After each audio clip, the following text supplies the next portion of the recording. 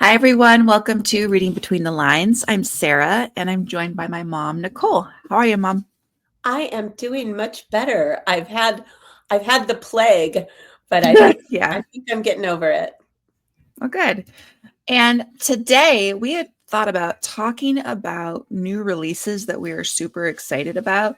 But we also wanted to talk, of course, about what we're reading currently. And I am reading a book currently by an author who is in a little bit of hot water right now. And we are referring to this as just problematic personal lives. Give me some more examples, Mom, of problematic authors. Well, Ernest Hemingway was a notorious wife abuser. Yes, he Um, was.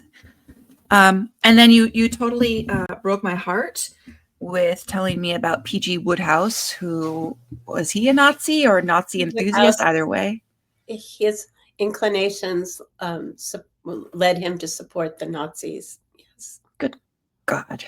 Well, anyway, so right now I'm reading a book by Neil Gaiman, and allegedly, actually, he and his wife or ex-wife are in some hot water for human trafficking and some very explicit sexual allegations. It's disturbing.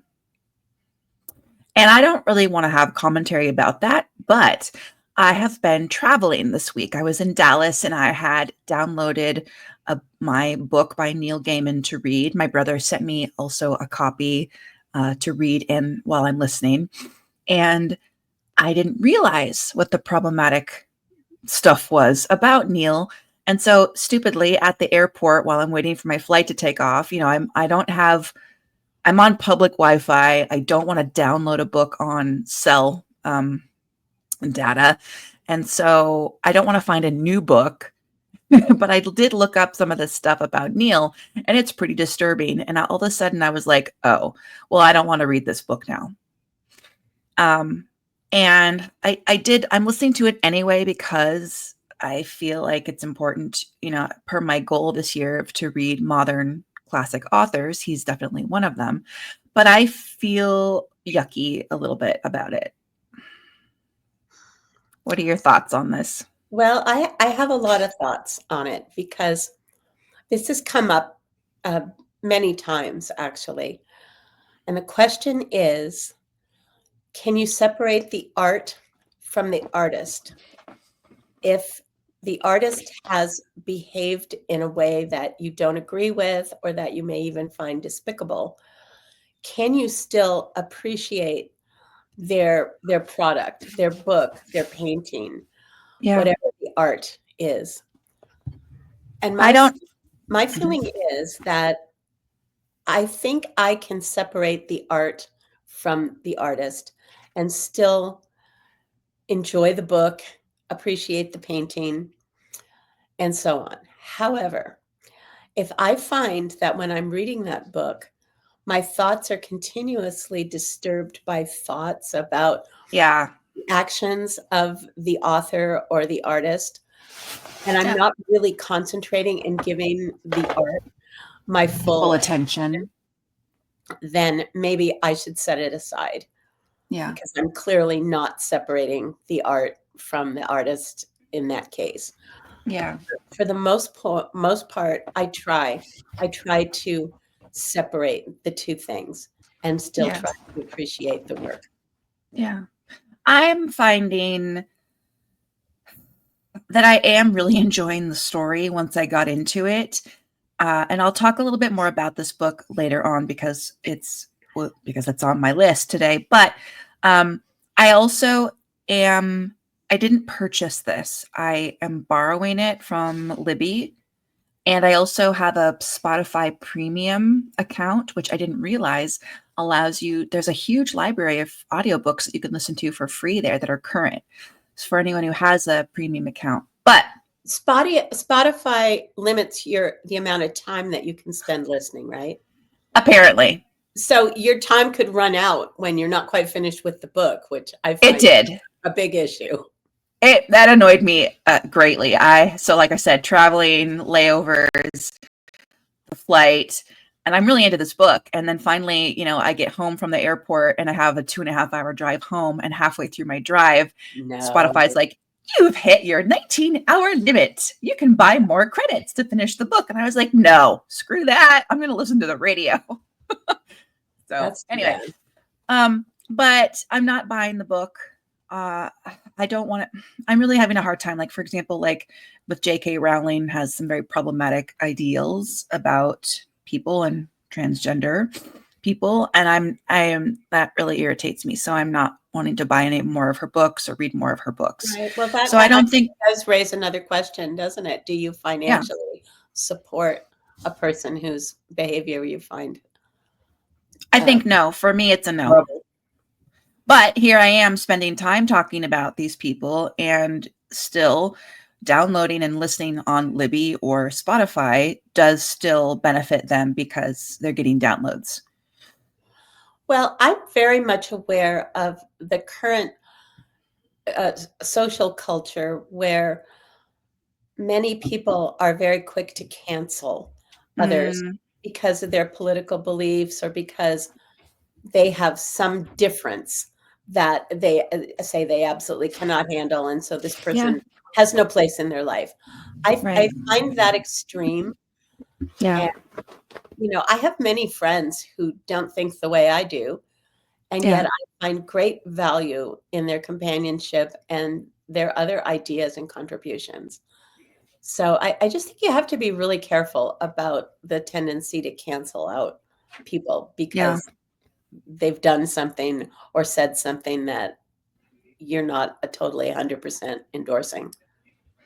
It's a really tough subject, and we don't need to spend any more time on it, but it was just something that, you had brought up a couple weeks ago, and now here I am experiencing like this little dilemma. So Right? It's an anyway, issue, and it's something that actually we all need to think about and come to terms with and make our own decision as to what's right for us. I agree. And for me, I definitely think not using my dollar. I'm a big fan of not using your dollar. No, using your dollars to vote in terms of what you agree with or Yes. don't agree with. So I'm not going to be purchasing books by authors who are problematic, except I did with PG Woodhouse. I mean, he's dead, but I bought I Well, bought and a another thing big audiobook. you have to keep in mind, especially with um, you know, figures who lived in the past, is Right. that there was a certain social culture that was happening in their lifetime, and everyone is susceptible to, the social mores that are going on Yeah. at the time that you're alive. So, yeah, I Yeah. would I yes, Nazism is despicable, but I'm not gonna let it ruin PG Woodhouse for me. I'm not sure I'm there yet. I'm not over it. I'm heartbroken. It's still too new. Anyway, um, let's talk about happier things like spring Yes, yes. releases. Well, I love this topic of books that are coming up that we're really excited to read. Now, only time will tell if these books pan out and end up being five-star reads or enjoyable reads for us. But Yeah. there's one book that was just released. I ordered it from Book of the Month because it was one of their selections. It's also Mhm. Reese's March Book of Okay. the Month, no, Okay. her book club selection. And I'm dying to get my hands on this, and my package is held up in San Leandro, and I Why? don't know when I'm gonna get it, and Never. I wanted it right away. That book is called Broken Country by Clare Leslie Hall, and it was Okay. published March 4th by Simon and Schuster. And Bookstagram is absolutely raving about this book. Just this morning, I logged on and there was a book reviewer just expounding on how amazing this book is.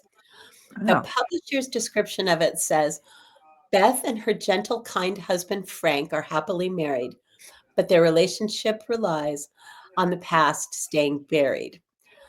Beth's brother in law happens to shoot a dog going after their sheep, and Beth doesn't realize that the gunshot will alter the course of their lives. The dog belonged to none other than Gabriel Wolfe, the man Beth loved as a teenager, the man who broke her heart years ago. Gabriel has returned to the village with his young son, Leo, a boy who reminds Beth very much of her own son who died in a tragic accident. Reese's description is a lot more dramatic. She says, "This is an unforgettable story of love, loss, and the choices that shape our lives. But it's also a masterfully crafted mystery that will keep you guessing until the very last page. Seriously, that ending, I did not see it coming." So I'm really excited to read this one. It's supposed to be a real tearjerker, but it's going on the top of my list. The minute that book hits my doorstep, yeah, I'm going to start reading it. What genre is this? Well, it's historical fiction. I believe it's set in the 1960s in Great Britain, and it's about a rural farming community. Got it. And supposedly the mystery, the book starts knowing that a farmer has been killed. And you don't know because all the men in this family are farmers. And you could even think that the Gabriel, the man that has just come back to town, he's, an estate owner, so he could be considered a farmer as well. So you don't know who's been killed throughout most of Wow. the book. And I believe there's some courtroom drama. Oh, okay. The descriptions of the countryside are supposedly just beautiful. And everybody who I've read a review from, the consensus seems to be that this is a book that you will not forget for a very long time. So Wow. So this is out now, and anyone can go scoop it up. So highly recommend that one. Broken Country by Clare Leslie Hall. Well, I got a great notification from Amazon, and they said that it's, the first, if you are a Prime member, there's some free Kindle books each month that you can download for free. Do you take advantage of that ever? Always, always. Good. I do too, but I never read them. But this time that's changing. It'll tell you, you can't have any more until you return some. So you'll get a warning. Okay. That's okay. That's good. But what stood out to me was a book called The Wild Things by London Clarke. And it just was like, this just came out as of February 25th. This is from Carfax Abbey Publishing. And again, London Clarke is the author. The Wild Things is the book. Now, this is London writes, how do I describe it?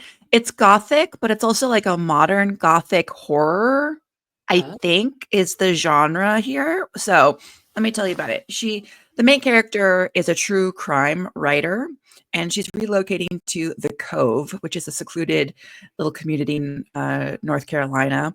And she's going to investigate a cold case of a missing 10-year-old girl who vanished about 13 years ago.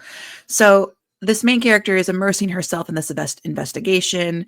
She becomes acquainted with some very enigmatic neighbors, including a charismatic family called the Robinettes, who throw very lavish parties.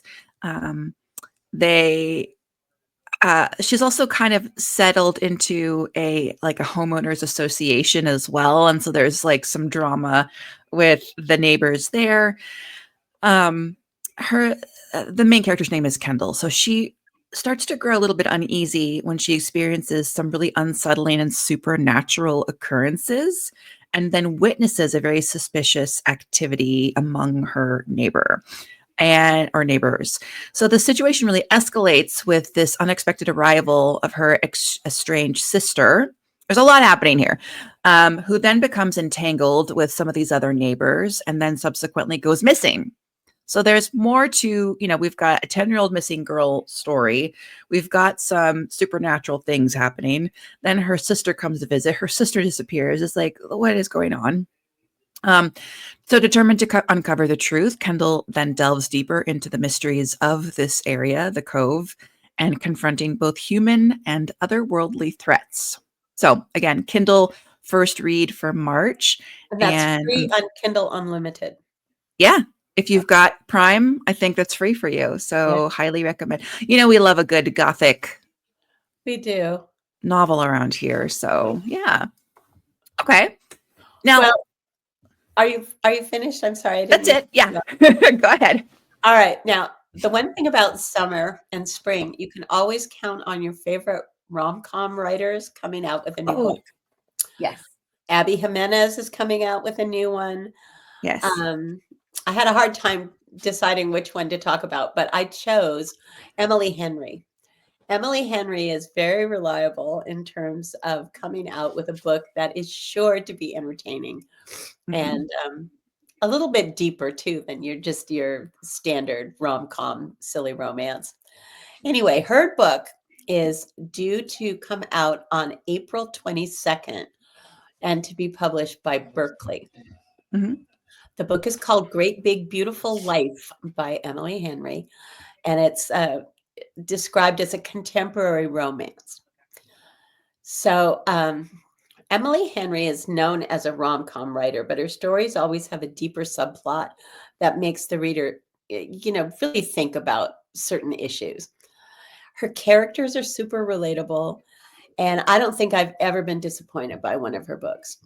The plot of this one is basically that two writers are invited to go to the home of Margaret Ives, a reclusive octogenarian former tabloid princess, whatever that means, Yeah, well, like the Lindsay Lohan of the 1950s. I don't know.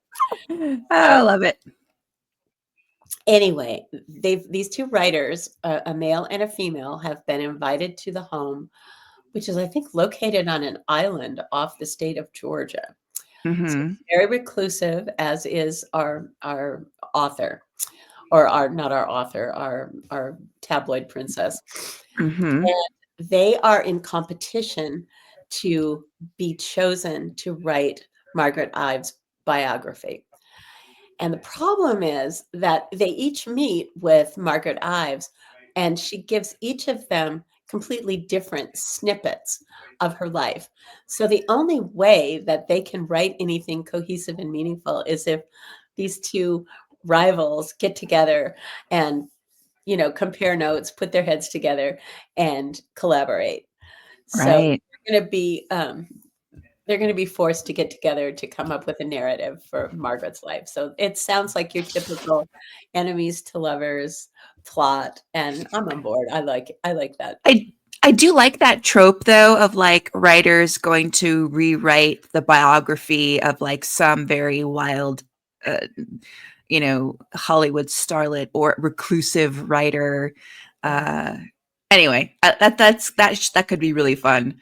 And I Um just read another book that had a very similar plot. These two, one writer who writes adventure novels has been chosen to write a rom com, and he has like no love in his soul. It seems he cannot write a romance yeah. to save his life. And so this popular romance writer is called in to coach him, which he Oh is gosh. very much against. And so they, spend half the book sitting across the table arguing with each other about how to write these romance scenes. So that one was pretty cute too. And I'm so sorry I can't remember the author or the title. But you're right. It's not an unfamiliar trope. Um Well, so I have one that's similar that is a romance, which I feel kind of bad because I posted a video a while back, like for my silent book review videos on Instagram, and I was like, here's all the romance novels I love, and I showed no books. But yeah, Oh, you're it's thinking the wrong books. That's your pretty problem. that's what I think too. And this, so I have a book that's coming out from Penguin Books. Now it's actually a little bit later. It's going to be May 20th. Huh. But it's called Bad Publicity by Bianca Gillam. Now, this is already out actually in the UK. So if you could go listen to, actually, it's also out on Audible right now too, Really? if you You can wanted to order listen to it. books from Blackwell's, and they don't charge shipping, and they're a UK What? company. Get out. It's true. Yeah, Blackwell's. Oh, I could get all You the can also get pretty. your brother in Dublin to buy it for you and send it to you. I'm really not utilizing these resources for the pretty UK covers that I want. So, Well, okay. that's the other thing. Sometimes the UK cover is really appealing, and you want that issue. It's We're going to talk about that later too with this Neil Gaiman book that I'm reading. The cover Okay. of the US version is abysmal Oh, compared to the UK version. Anyway, In my real life, I would not say that I'm a publicist, but I play one on TV. Like I teach about how to do PR and I teach about publicity, Okay. reaching out to the media. And so this book kind of intrigued me a little bit because I know a bit. I've helped do PR for authors as well. And anyway, this book is called Bad Publicity. And our main character is Andy, and she's a British book publicist in New York City. She lands her dream job. However, she soon discovers that her first major assignment involves managing a month-long European book tour for an ex-lover. And he is now, this ex-lover, is a very successful author, bestseller, and he really shattered her heart during their university days back in Edinburgh. And am I saying it right? Edinburgh. Edinburgh. Oh Edinburgh, not Christ, borough, but Bruh. Edinburgh. I'll never get it right. Anyway, as they journey together through some of Europe's most romantic cities, Andy really grapples with her unresolved feelings and past grievances. So this is a very tension-filled book, enemies to lovers, exploring some themes of grief, love, and second chances. And so I just love that, we always love reading about books.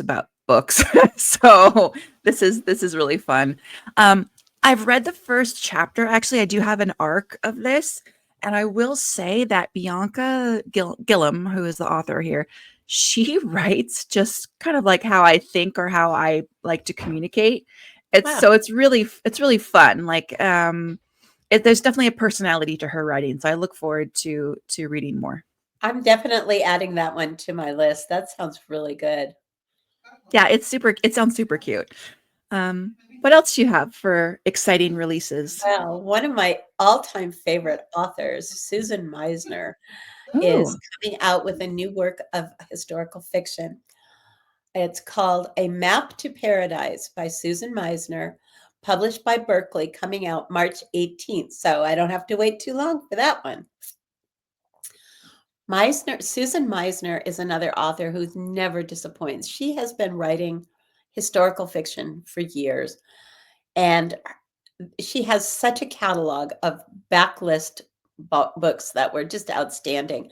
I highly recommend her to anybody who enjoys historical fiction. Some of the best books I've read by her are As Bright as Heaven, Fall of Marigolds, Only the Beautiful, and The Nature of Fragile Things. The Bright as Heaven, actually, the main topic was the Spanish influenza that happened in particular in Pennsylvania in the United oh States. gosh. In the 1918, 1919, the Spanish Mhm.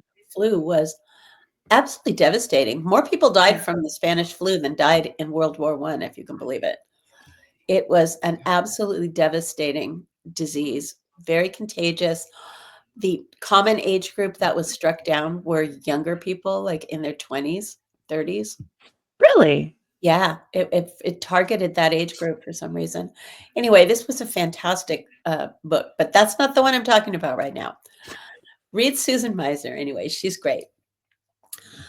In the synopsis of A Map to Paradise, which is the new book coming out in a week or so, the synopsis states that with her name on the Hollywood blacklist and her life on hold, starlet Melanie Cole has little choice in company. So this book is set in the late 1950s when Hollywood would blacklist actors if they were suspected of having any kind of affiliation with communists. So there's another, people with Yeah. problematic issues. Hollywood was not giving anybody any slack. You were out if you were a suspected communist sympathizer. So poor Melanie is stuck inside. She can't go anywhere. She's just like a persona non grata. The only company she has is her housekeeper, who is a young woman named Eva, who is from some war-torn European country. This book must be right after World War II. Mhm. Eva is a refugee, and she's come to the United States, and she and Melanie have a relationship, but they're not super close at the beginning of the book. So one day, Melanie is looking out the window. She has one other person that she speaks to, and that is her agoraphoric neighbor, an elderly gentleman whose name is Elwood. And of course, Elwood doesn't leave his house because he's agoraphobic, but they talk through the windows. And so she's gotten to know Elwood enough to know that she thinks he's a sweet old guy and enjoys his company. So one day, she knows that Elwood's sister-in-law, June, has come for a visit. And she sees June out digging in the rose garden one day. She and Eva, her housekeeper, are watching this. And after that day, they never see Elwood again. And so they are. What? So there's the mystery, and how do they? Anyway, they somehow Eva and Melanie form a relationship with this other woman, June, Elwood's sister-in-law, and the three women come together and are forced to mutually support each other because there's some big deal secrets that they are protecting. Of course, these women form a bond supposedly, and I already like this. I have to read the book to find out what it's all about, but that's all I know, and it's got my attention, and I'm looking. I already like it because it has only 4 characters, and one of them is dead. So. Yes, you will not get lost. That's hilarious. So anyway, that sounds really good. A Map to Paradise by Susan Meissner, and honest to goodness, if you like this one, do read her backlist because I think you'll love those books too. I'm going to add that to my Barnes & Noble shopping cart. So what was it called again? A Map to Paradise. Wow. And also that era right after World War II in the United States, we call it the McCarthy era. And it was just vicious. People were losing their jobs and talk about being censored and canceled. If you were known to or suspected of having any dealings with anything that remotely smacked of communism, it ruined your life. It was an interesting period in our country's history. Wow. I did read a book that's kind of in that same time period, and I think it was called Tangerine, and it's based in Egypt. I read that too. It was interesting. Yeah. Anyway. Okay. So my next book that I'm super excited about is what is it called when it's a 4th in a series? It's not a sequel. Wow. It's not a. Well, I don't know. Some books, a foursome of books is called a quartet. This would be the 4th in the quartet, I think. So this is by Nita Prose, who wrote her series is the Molly the Maid series. So this is called The Maid's Secret. It's going to be out on, when is this going to be out? I didn't put it. I think it's in April. Sorry. And it's from Ballantine Books. So if you're not familiar with Nita Prose, she's a great best-selling author. Her main character, Molly Gray, is neurodivergent. You never really know like in what capacity. I think that she's very high functioning autistic. I have a dear, dear, dear friend that I grew up with who you know very well, who is autistic. Her father was autistic, and her children have been tested. And then she had herself tested and realized, at 40 years old, that she is autistic. And for me, that explained so much about, sometimes I would get frustrated with her. I love her so much, but I didn't understand some of her issues. And I mean, this is not coming out well. She's lovely, and her issues were not a big deal, but just little quirks, I would say. Molly the Maid is similar in that she has certain quirks about her personality, and she's a little bit black and white and rigid about how she sees the world. Anyway, so I really feel like I have a tender spot in my heart for this character. So in this 4th book, Molly is now the esteemed head maid and special events manager at the Regency Grand Hotel in New York, and she's preparing for her wedding to her fiance, Juan Manuel. Oh, And Juan Manuel is just such a lovely character, by the way. When the hotel hosts a very popular TV show called Hidden Treasures, Molly brings in some of her late grandmother's belongings for appraisal. I guess this is like, what was that PBS show that Antique Roadshow. Yeah, this is basically a spin on that.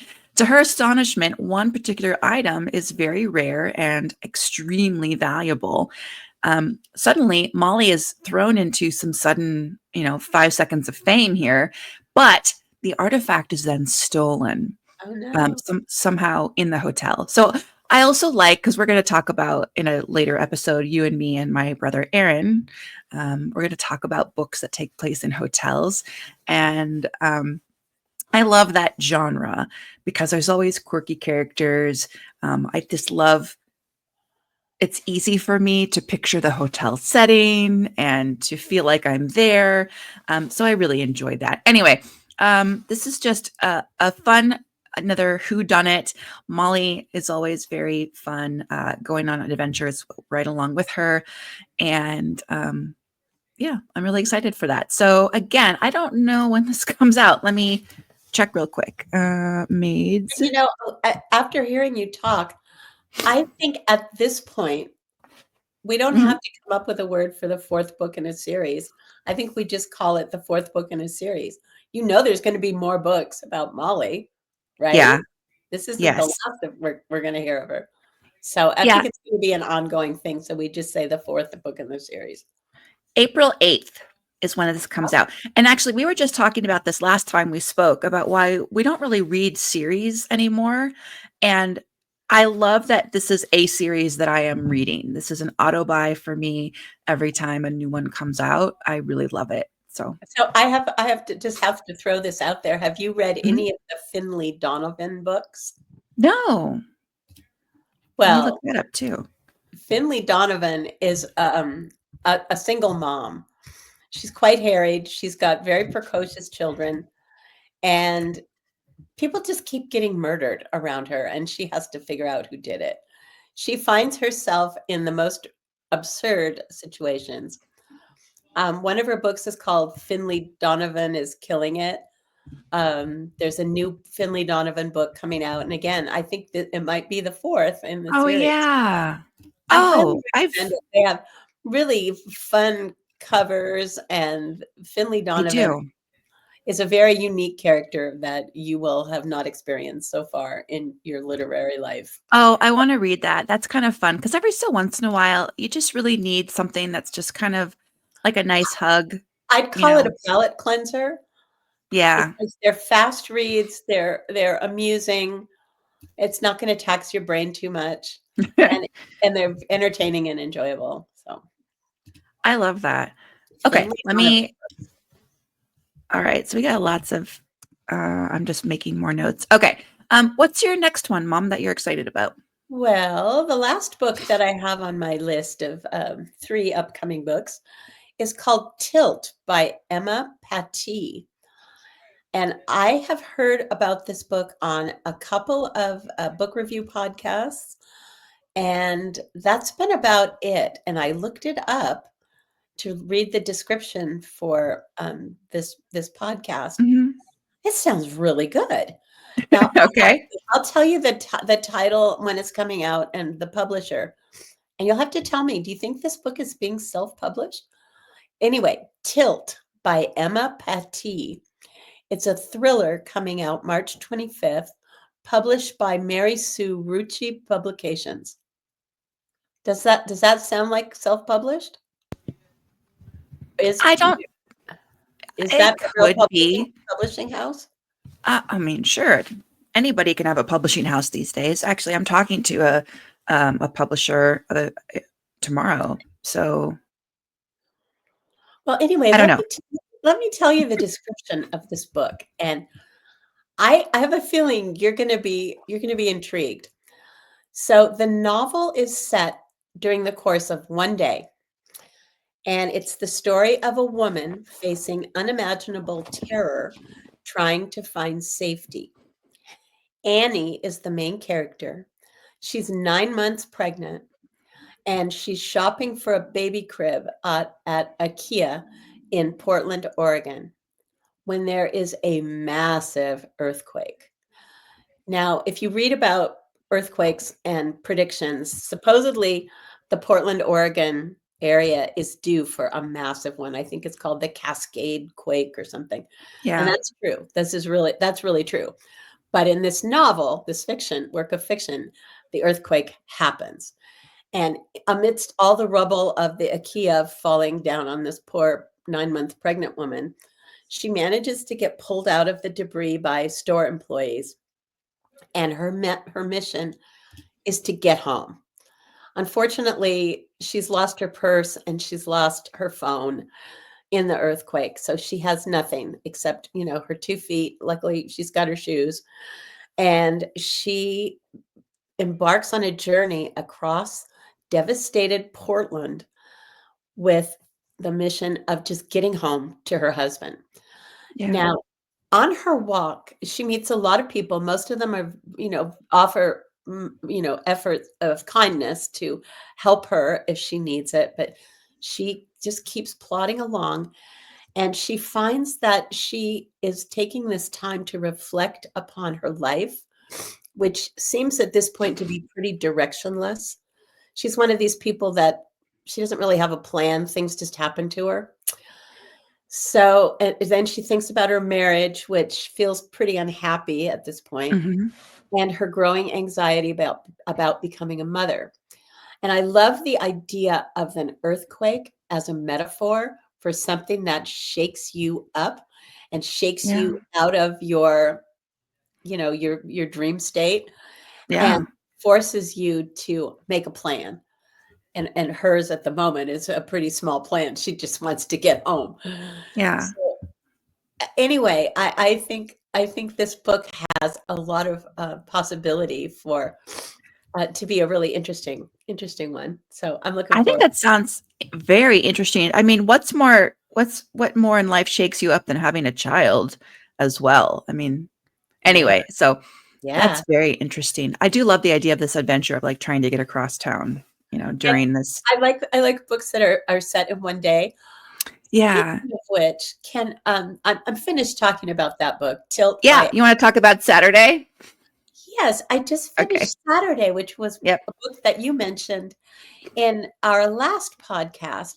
And this is a book by Ian McEwan, and it's about one day in the life of a neurosurgeon. Yep. And the problem that I think you had with the book, and that I kind of did, is it almost seems like this book is happening in real time. I mean, we Yeah. follow him as he gets up and looks out the window in the morning before he has his coffee. And we follow him when he has his swash game with another doctor. It's very slow. It's like easy. It's slow paced. It's very slow paced until it's not. He gets in a fender bender with a person that he recognizes as someone who has a neurological condition. Yep. And he's, completely distracted by the fact that this guy is a thug and his friends are thugs. And it's probably going to not come out very well for the neurosurgeon in this little traffic altercation. But he's very distracted by recognizing the disease that this guy has and what could be done to fix it, what his prognosis is. And then it turns out that this thug, once they part ways, the thug follows him around Yep. his daily business and then does a home invasion later Yes. in the day in the neurosurgeon's home. Yeah. Yep. And all of that was very tense and Yeah. very gripping. And so Yeah. there are parts of the book that were really exciting. And the rest of it, it was like I could hardly keep my eyes open listening to, I is know. what kind of soup is he going to make for dinner? And it's just like, okay. But it was an interesting exercise on the part of the author. Now, I did not read his other book, Atonement, but of course I've seen the movie and I found it to be super depressing. And so I'm like, I don't want to read that. But He does have a very beautiful style. The thing about Atonement that I really enjoyed was that the whole point of the book is that young people often see things or experience things that don't make sense to them, and in their mind they make up another story that does make sense, but it's totally wrong. Mhm. I remember when I was about 12 and my mother was selling a baby crib because we didn't need it anymore. And I remember not understanding why she would want to sell anything. I mean, were we poor now? Did she Mm. have money? I mean, I got it all wrong. And the whole thing in Atonement is about this young protagonist who gets everything all wrong at Yeah. a much more serious level than a baby crib. Much more. Yeah, she ruins lives. But anyway. Okay. Well, my uh my third book that I'm super excited about for a spring release is called The Last Ferry Out. I'm very into books that either take place on an island or take place on boats. I really like that a lot. This is by Andrea Bartz, Bartz, out May 20th from Ballantine Books. And this is Andrea is a thriller writer.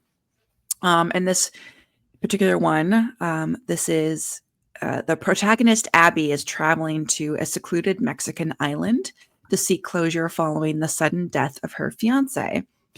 And on a bustling, this was once a bustling tourist destination, but the island has become largely abandoned after a devastating hurricane. So there's only really a small community of residents, and of those residents, some are expats. And so Abby dives into the circumstances surrounding her fiance's death. She also befriends some of these expats who live in the area. One of them claims to know the truth about her fiance's final days, and then that person mysteriously disappears. So Abby becomes really entangled in a web of lots of secrets and lies within this community. And her growing suspicion that her fiance's death, of course, was not accidental. It leads her to believe that the killer is still on the island. And of course, now she's putting her own life at risk. So I'm looking forward to that one. I do like the idea of like a devastated, a devastated rural island sounds interesting to me for, of course, a mystery. So, yeah. Okay, I have a question for you. Do you have access to any other titles that this author has written? Sure. Her Let's name look is this. really familiar to me. Yeah. Andrea, hang on, friends, while I look this up. Okay. Oops, Andrea Bartz, Arts. and then author. Okay. Andrea has written the author of We Were Never Here.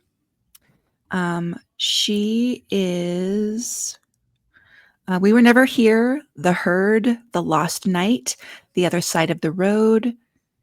And that's about what I can find. Huh. Yeah, she's written quite a few. And yeah, she's quite prolific, like 2019, 2020, 2021. Every year she's got a book coming Wow. out. Okay. Well, Oh, this sounds really promising. I do enjoy it when I discover an author and there's a backlist. Love that. yeah, it's really nice. So, what are you currently reading right now? Well, I'm reading a book called The Ministry of Time by Kaliane Bradley, and it was published May 7th, 2024. So it's a little less than a year old. And it was published by Simon and Schuster. Okay. It's a Goodreads nominee for the best book of the year in the science fiction category. So it's been very well received. Um, and I've always enjoyed a book that has a little time travel element. I'm not a huge science fiction buff, but I know you're not. give Yeah. me some time travel and I'll give it a try. Yeah. So this book is set in the not too distant future.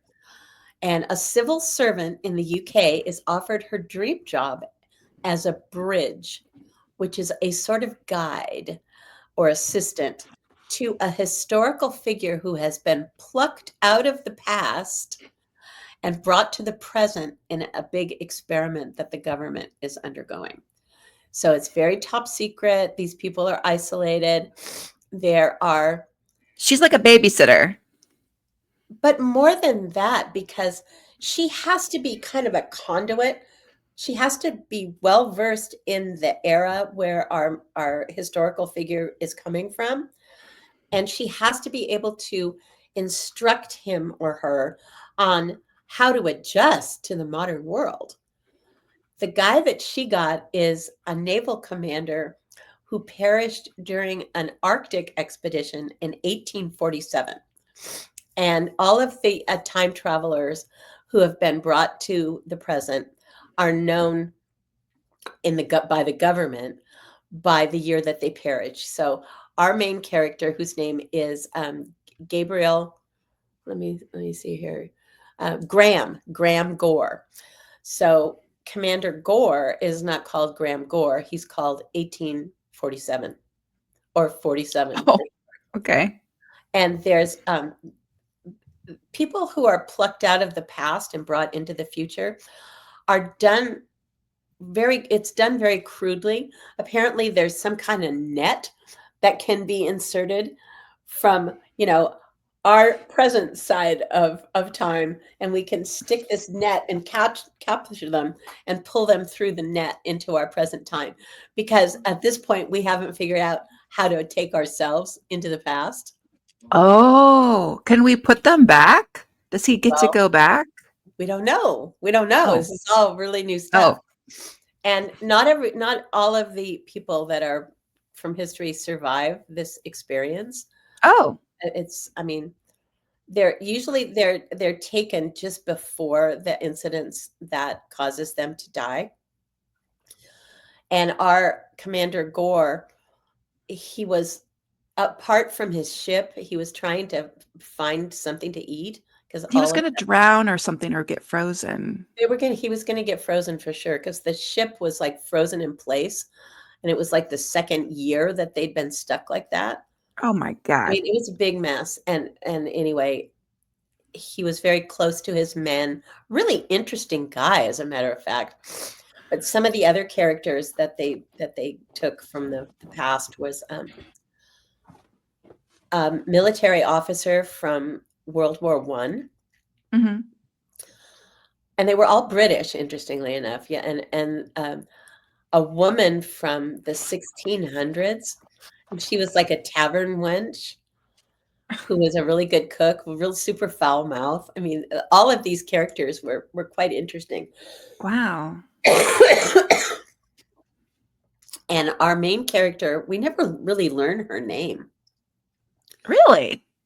Yeah, she's just it's kind of from her point of view, but we never learn her name. I've been avoiding this book because I thought it was like a romantic comedy, and I was like, this is stupid. I will not say that this book does not have its humorous moments. Okay.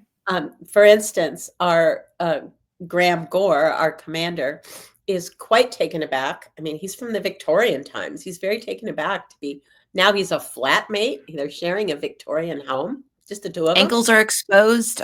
This is with craziness. A woman who shows her calves. I mean, forget about ankles. He sees her calves. And she smokes, she curses. He's used to smoking a pipe, but he can't do that anymore because the materials aren't available, I guess, in our future UK. But cigarettes are still around, so she teaches him how to smoke. And so this becomes kind of a budgetary issue because he really likes his cigarettes. But anyway, it's fascinating in terms of how Graham comes to terms with the future United Kingdom. And it's quite hilarious at times as he gets his bearings. For instance, he's just amazed at the concept of a toilet flushing. And he's so just amazed by this invention that he takes apart the toilet cistern one night. Of course, he can't put it back together. So they have to call in plumbers. And, that's another, she's on a limited budget of all the things that they can do. Yeah. During the course of whatever her. So is this book silly to you? Is it hard? I mean, for me, I'm like, I feel like I would be hard. I don't know what my problem is. For some reason, I'm very like, I don't know. This is not for me. It has all the things that I like, except that It's I just completely, obviously unrealistic. yeah. There is tension, and you know that these people that there are historical figures are being used in a way Yeah. that's not right at all. Yeah. It's fascinating in a way to imagine how would somebody that we brought from, the middle of the 1800s, how would React they to us must now. have, like, "What's that thing in the sky?" "Oh, it's a plane." "How far away is it?" "Oh, it's about 6 miles up." "Oh, wow, okay." Just Yeah. all these adjustments are Yeah. are kind of fascinating. I'm enjoying it. I'm Okay. not making too much of it. I think Okay. things are going to get serious because after a year, you would think that the commander and his caretaker bridge Yeah. couldn't help but become, close to each other. And then what's going to happen? Is he going to die because there's a limit to how long he can stay alive in the future? Are they going to try to put him back? What's going to happen? So I'm interested to see where Ooh. it's going. Okay. Interesting. All right. Well, maybe I'll need to give it a chance. I know that it has many.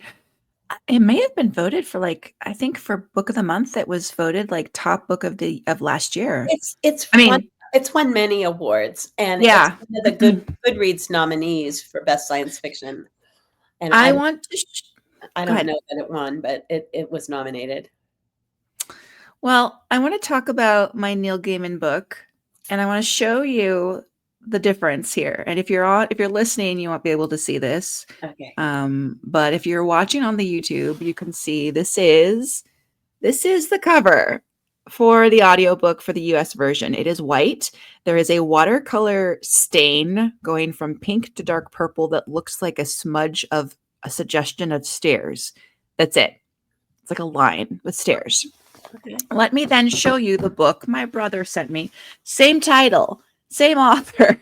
This is a very intricate book. It looks like it's in the shape of a skull with a hat on, and inside there is in the hat there's like a, it's London and there's birds and there's mm, structures and buildings, and then there's like a railroad, I and then wonder beneath why the that US cover version was so scaled back and it so is minimal. so weird. Anyway, there's a lot happening here, but Um, so just I digress. This is a book that came out not recently whatsoever. This is old, and it is also Neil's take on Alice in Wonderland. I won't go into too much about it because Aaron and I went and talked about this earlier in a previous episode of the podcast. 1996. Wow, Yeah. that So is this is an backlist. yeah. Anyway, the premise basically is this is following a Scottish man who's relocated to London. His life changes forever when he helps this poor girl who's like all beat up and like on the side of this, she's on the sidewalk bleeding, and she doesn't want to go to the hospital. And so he takes her home to like bandage her up. And what happens is that she's actually someone who comes from a London below. And London below is kind of an alternate reality of London above, which is our current London. And the more he interacts with people from London below, like he meets this young girl. She has a friend who happens to be a rat that is like sending messages to her back and forth between the dimensions. Um, the people in London above stop seeing him. He no longer exists. His apartment has been sold. His job is gone. His everything is still like the structures are there. The people that he knew are still there, but nobody can either see him. And if they do, it's just for a moment. They're like, "Oh, hey, what was your name?" And then they lose focus, and then they don't see him again. So he's become a ghost now in our world. So he has to figure out a way to get back to London below or get to London below to find this girl so that he can figure out like what the heck is happening. There are some very crazy fun characters. One that's sort of like I want to say like a Cajun Mad Hatter who I absolutely adore. There are rats that talk. There are Okay. Oh, there is, I will say this. This is my very favorite part. There is a traveling night market that he attends, and the location is never the same, but the night that he goes, it happens to be inside Harrods department store. Oh my But this, gosh. it's just so, I mean, how fun is that? However, I'm really weirded out by some of these weird allegations with Neil. But anyway, I am enjoying the story very much. And I am also listening to this audio book, and Neil is the narrator. Oh, well, that's kind of up close and personal, isn't it? Yes, he's very good at narrating, but it's just such a strange experience that anyway, that's all I have to say about that. So, yeah. Huh. Do you think you'd enjoy the experience more if you gave up on the audio and just read the Yes, book? I think so. Yeah. But I'm really enjoying, there's a ton of characters here as well, and it is nice to have the different voice acting to help me remember who's who. Yeah. So, yeah, Well, I and don't you know. can't deny that the author, Gaiman, has an incredible imagination. He's fabulous. This is the first proper full Neil Gaiman book that I've ever read. I've certainly, like, I think back in the 90s also flipped through his like Sandman comic Have that you read he any of wrote. the Coraline book? Because that's Oh, well, I've kind of seen the movie. I didn't yeah, realize that was him. yeah. I read a book, Okay. of his called The Ocean at the End of the Lane. What? I think that was what Wow. it was called. Or either The Ocean at the End of the World, The Ocean at the End of the Lane, I wanna say, and then he wrote another Hmm. book that was really good called The Graveyard Book. He's super talented. Absolutely a wonderful writer. I don't know. Having a hard time. Yeah. So, on Mm. that note, I think that will wrap it up. But our soon, and I don't know when because I haven't made a list yet, but we will be talking about hotel books. Do you have a list of books all ready to go, Mom, or do you need I to have read some I books? have I've put together a list of them. I know since 3 of us are gonna be participating in the podcast, Yeah, we have to limit ourselves, and I have 2 that I'm prepared to talk about. One is, A Gentleman in Moscow, which, of course, is set yeah, the entire book is set in a hotel, and another book that's, the polar opposite called The Hotel Nantucket by Ellen Hilderbrand, which is contemporary fiction, you could say, yeah, chick lit, and I finished that recently, and I thoroughly enjoyed it. It's set in a fantastic hotel in Nantucket, marvelous cast of characters, and yeah. there's a ghost. So I'm this gonna say because I go ahead. Sorry. this book had everything. It was very entertaining. I can think of a lot of favorite books that I have read that take place like that are creepy in motels. Like Simone St. James wrote The Sundown Motel. I'm gonna say that doesn't count though. It has to be a hotel. Well, I don't know, Sarah. I no, I think that would be a good one to bring up. And of course, there's The Shining. But I haven't read that. I've only seen the movie, but that's fabulous. But that's a proper hotel still, too. It's like a resort hotel, sure. Yeah. Yeah. Okay. But Well, it should be that should be a really interesting episode. I know Aaron says I said, when are we gonna do it? And he said, "I don't know. I gotta read my book. I just I got know. I it." think we're waiting on him. Also, the sanatorium.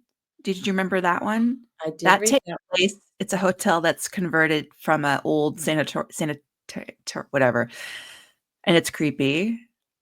Anyway, Yep. cool. Yeah. Well, we've got a lot of great ideas. So anyway, I look forward to that. This was fun today. So thank you. We covered a lot of books. We did. We did.